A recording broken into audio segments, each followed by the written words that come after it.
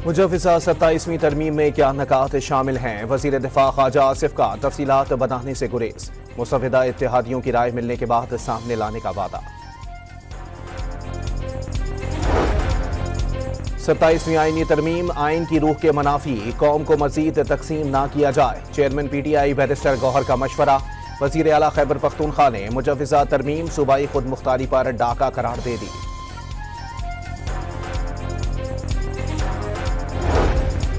सदर ट्रंप ने mayor New York के इलेक्शन में शिकस्त की सबसे बड़ी वजह शटडाउन करार दे दी। शटडाउन से एयरलाइंस और स्टॉक मार्केट मुतासिर हो रही हैं। ट्रंप का मौक़िफ़।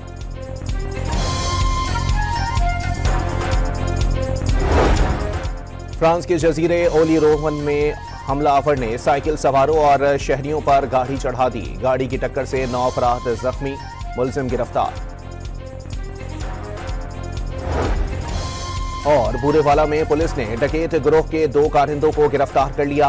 5 लाख रुपए, 2 मोबाइल फोन और असलहा बरामद।